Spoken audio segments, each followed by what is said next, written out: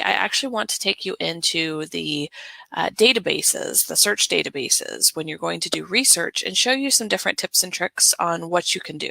Now, I'm going to take you into the research databases that I have access to. Wherever you are, whatever school you're in, that may be different. A lot of them base it off of that first layer that you look into is EBSCOhost. That's a common one that they use, that universities use, and there's multiple other databases that they can subscribe to. So my research results are not going to be the same as what you get because everybody's are different. Now, one question I have heard over and over is, after you graduate, do you still have access to these? Some universities provide limited access to their alumni. Others may not provide any. A lot of these databases, the universities may pay a lot of money to access those and use those. So you may have to be a student. Hopefully, alumni, they do give you some access to those. Or if you become a professor, you're able to access those as well. You could get a lot of great information. And I know one of the things that's the most difficult, especially if you've been out of school or you're just starting into a program, even if it's an undergrad or graduate program, it's overwhelming to go into these databases and to try to figure out, how do you find what you need? You type in a search term and you get millions of responses. How do you narrow that down a little bit more? So I'm going to show you some of the tips and tricks that I have used throughout my graduate studies and that I continue to use today to help students to locate information. So let me go ahead and share my screen.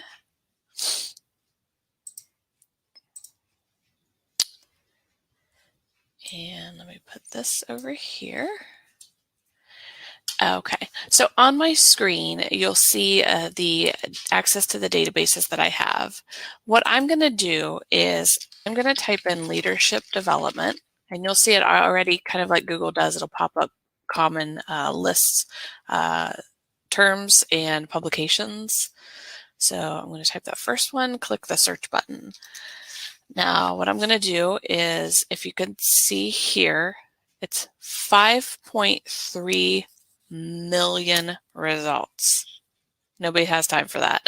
So how do you find what you're going to need? So let me make this up.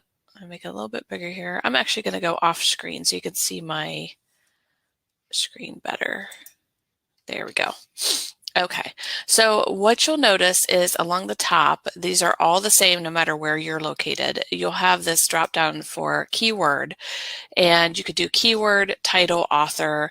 Depending on where you are, you might have a multiple items here. Another thing that you can do is, if you don't, you can type in advanced search and you get multiple layers here. So I can type in leadership development, and I actually want this to show up in, let's say I want it to show up in the title. So I want leadership development to be in the title. So let's see what that narrows it down to. We do the search, 25,000. We went from 5.3 million down to 25,000. So from there, we can continue to narrow it more. So maybe we want to, I'm going to leave this spot up here, and you have more search abilities on your left-hand menu. And these are all fairly similar from different universities that I've seen. So you have the ability to limit to only full text, which I always suggest doing, because the worst thing is finding an article or a book or something like that, and you can't even access it. Available in the library collection. Most of the time, I believe this is if you want to be able to request, like if it's a physical book or a magazine or a journal that you have a physical copy of that you can get, and most universities can mail that to you. You have it for a certain number of days, like a library book, and then you return it. I typically don't do that, or catalog only. So I do full text. The other one that's really helpful is narrowing down your publication date. So my search term is leadership development, and it's always in the title because of how I listed it, but it's pulling things from 1950 all the way to 2021. What if my paper, I want to focus more and not on the initial theory of leadership development, which would probably be back here in the 50s, but I want to talk about over the last maybe decade. So we could put in here 2011, and I'll just hit tab, and you see that moves this over here. So you can narrow your search in the years from where it's going to be. So let me just with that full text and publication date, let me scroll back up here. Actually go over to my other screen here. Scroll back up, it's doing a search. Now you'll see it brings me down to 8,600.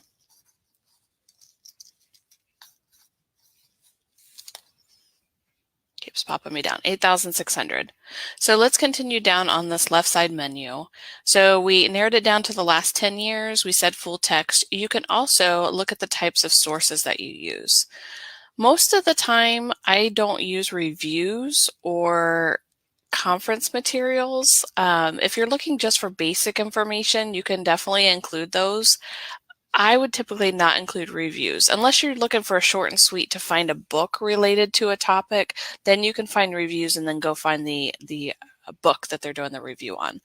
But typically what I'll do is I'll check academic journals, and you can see in here that narrows me down even from my 8,600 down to my 4,100. So we have, in a matter of just a couple minutes, been able to narrow from 5.3 million items that we search for, 5.3 million items down to 4,100. So that's still quite a bit. So let's go in here and see if you know if there's a certain publication that you're looking for. You can always click on this and it'll give you some examples of different journals that are listed. So you'll see like the Journal of Leadership Education. If you're focusing on leadership development within the education field, that may be important to you, and that'll narrow you down to 132 items. Journal of Management Development gets me down to 84 items, so you can see how that can help you narrow it further. If you know the publisher, which I believe most of the time, unless you're looking for something specific, or you know of a couple different publishers that you want to search across, you could use that. I would say from my perspective, I had not heavily used publisher, just from what the studies that I've done. If you want certain languages, you can definitely, so if I just want to bring back things in English, that brings me down from my 4,100, drops me a couple hundred, or maybe 100 more, so 3,900. So let me check that. I'll come back up to the subject here in a minute. So we did the language. Geography. So this is important if you are looking at leadership development in a certain geography and it's not related to global overall. So if you don't want to bring back studies in other countries, you can narrow it more here. And there is good and bad in doing this. I wouldn't encourage your initial searches to do this because you do want to see where your topic, and especially if you're going to narrow even more than leadership development, maybe add another search term with it, where studies like that are done. So I can tell you that when I did my PhD, worked on my dissertation study, I looked at downsizing, and I found a lot of articles about downsizing survivors and downsizing employees in the United States, but I found a lot about downsizing from a manager's perspective, which was the focus of my dissertation, done outside of the United States. There were a limited amount done within the US. So if I would have limited my search in the very beginning to say just the United States, I wouldn't have seen those and I would have missed out on that opportunity. So I would caution when you're using this, how you're going to use it and how you want to go about that. Don't close down your study too much. Then the other point in here is subject. This one has been kind of interesting to play around with in the past. You could do the show me more. It gives you a ton of different, so leadership by itself, of course, you're going to get a lot back. Like I said, if you know if you have a specific subtopic related to leadership development, you can search in here and find out if there's anything specific. So if we look in here, let's say leadership development, and you can do a focus, let's say coaching. You have 55, and I'll do mentoring also. Sometimes those are used similarly and sometimes they're not. So let me do an update here.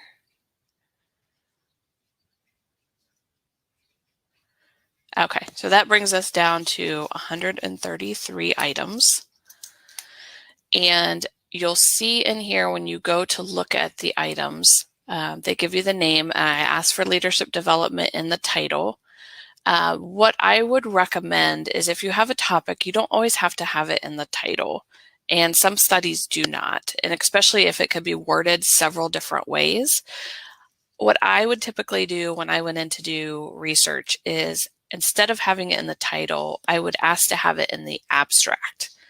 You could start out having it in the text, which is a bigger return, and then narrow it down even further so it's in your abstract.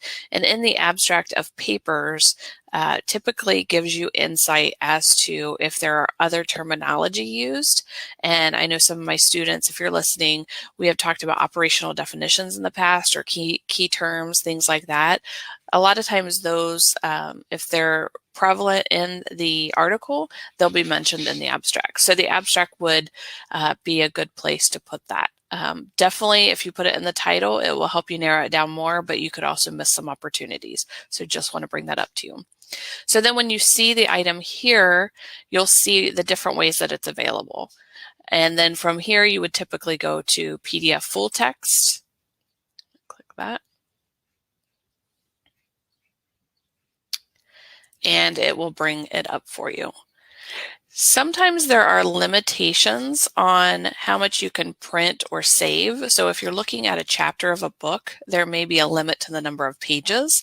So you would have to really find within the book or within the article, if it won't let you print the entire thing, what information that you wanted to take from it. And what you'll want to do too is when you find the information you want to take from it, I would always recommend printing that first page because it gives you the title, it gives you the authors, and then typically in the footer, it will give you the information about where it's from. So the journal information, where it's published, to help you write that whether it's APA or MLA format, I know a lot of listeners would probably be using.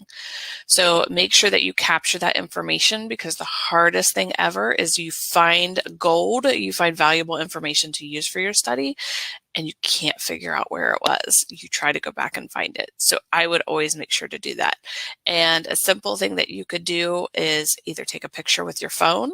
I remember doing my studies, I had lots of pictures of papers or articles on my phone, or even to snip a picture of it if you're not able to print it or save it as a PDF. So typically a lot of the databases, once you pull up information over here on the side, it'll give you options of what you can do. So you can print, you can email.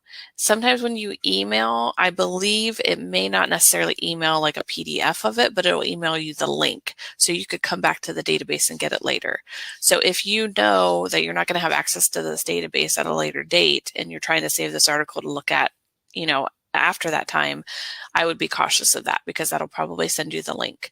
You can also save it, create a folder within your database. So if you're signed into it, which you can see it doesn't show that I'm signed in here, you can save it in a folder and have multiple items within your folder. The other thing that's really nice in here is you can cite. But let me click on this and I'll show you a couple of things. So the citation format comes up, and this is more with this EBSCOhost. There are other database search places that will allow you to pull things up. And you can find where it says APA. There's also MLA under here. The nice thing is you can export to, if you have any of the software. I used EndNote when I was working on my dissertation to save my references. And I still had to tweak them a little bit. I know a lot of people, especially if you're in your doctoral studies, you're probably using one of these to track your different citations and be able to keep some additional notes there. So this gives you all different types of formats. And you'll see in here, so here is the format for the APA. And let me see where that is. Hold on just a second here. Okay. I thought there was a way, and I can't find it right now, but I thought there was a way to export it. So you could actually copy and paste because I don't see that right now. I believe there is a way though you could choose to export that. So you can copy and paste this. The one thing I warn you about is do not take that this is truth. You need to double check your references and make sure that they're formatted correctly. I've seen numerous times where they're loaded incorrectly within these databases, and then students were like, well, I put it exactly how it was in the database, and there's all capital letters for the article name. So you definitely need to confirm that it is in the right format and that the capitalization, the italicizing is correct and the order and everything is correct, that all of the information is in here. So that is what I would note about that. So then you have a couple other options down here as well. So those are some popular things as far as pulling up your article, looking at it, being able to cite it, and all of the ways that you can search around the left-hand side. So let me go back to the result list. So what you can see is that in those changes to the way that we searched, not even the words that we used, the words that you use will take you even further in to what you're looking for. And we kind of did that with the subject. We added coaching and mentoring. So doing something like that could bring you back some similar results. So we started out with 5.3 million results just from looking at leadership development. Then we continued to scale down with the full text on the side. We did, you can see them all here. So we did the full text. We did the last 10 years. We focused it on just academic journals. I wanted it to be in the English language, and then the mentoring and coaching. The other option there that you may choose to look at was the geography, and I would be a little bit cautious about that at first, but maybe you can dive a little bit deeper into that eventually. So just these took us from 5.3 million down to 133 results. And so that is a little bit more reasonable to go through and see what we want. And you could even bring that down a little bit further by adding in things that you want in here. The other nice thing is when you do an advanced search, you can do or and you can do not. So if you know that you want something about leadership development, but you do not want it to have a certain term, you could put and you do not want whatever in the title and the text and the abstract, whatever that might be. So this is really just basic searching, kind of a searching 101 within your library databases. And hopefully that helps you. I would ask that you drop a comment and let me know if you have any other search tips when you're using your database and looking for information, anything that's been really helpful for you.